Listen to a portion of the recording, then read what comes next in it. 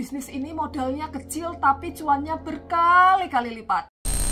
Guys, kalian yang udah punya pekerjaan tetap, kadang kepikiran gak sih buat cari usaha sampingan? Ya hitung-hitung buat nambah pemasukan, tapi sampai sekarang bingung mau usaha apa. Nah, ini aku nemu thread di Quora dari Kak Devan tentang usaha sampingan yang modalnya nggak gede tapi cuannya berkali-kali lipat. Apa usahanya? Yuk kita bahas bareng. Model bisnis apa yang menurutmu bernilai? Budidaya maggot. Serius nih? Yap, saya nggak salah ketik. Maggot alias belatung itu loh. Tahu nggak ternyata bisnis yang satu ini bisa jadi tambang emas tersembunyi. Gini, maggot itu sebenarnya larva lalat black soldier fly. Nah, makhluk kecil ini punya potensi gede banget buat jadi solusi masalah limbah organik sekaligus sumber protein hewani yang murah meriah. Modal awalnya nggak seberapa kok, cuma butuh sekitar 2-3 juta buat bikin kandang sederhana, beli bibit maggot sama nyiapin pakan dari sampah organik. Iya benar, sampah organik yang jadi makanan mereka. Jadi selain bisnis, kita juga ngebantu ngurangin sampah. Keren kan? Soal keuntungan, wah bisa dibilang lumayan banget. Dalam sebulan dari modal 3 juta tadi kita bisa dapat omset sekitar 5-7 juta. Bayangin aja, maggot ini bisa dipanen tiap 2 minggu. 1 kilo maggot segar harganya sekitar 15-20 ribu. Kalau udah dikeringin bisa naik jadi 60-80 ribu per kilo.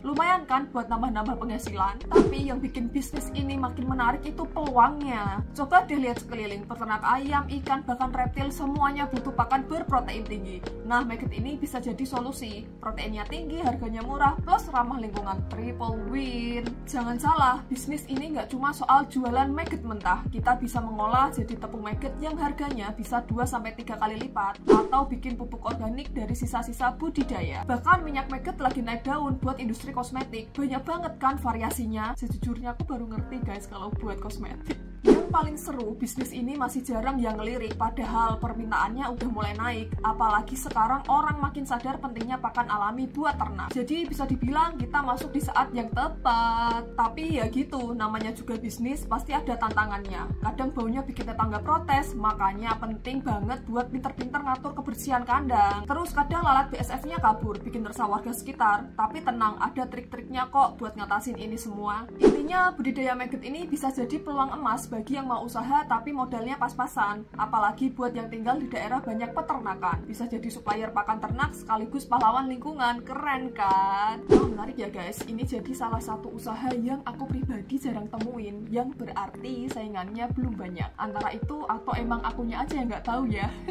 Nah, tapi perlu diingat, tiap usaha pasti ada plus minusnya. Kalau ini cocok buat kalian, coba aja. Kalian sendirilah yang paling tahu kemampuan kalian dalam membangun usaha. Nah, gimana guys? Tertarik buat nyoba atau udah pernah nyoba sebelumnya? Yuk coba ngobrol di kolom komentar, dan seperti biasa, subscribe untuk info menarik lainnya. Bye-bye!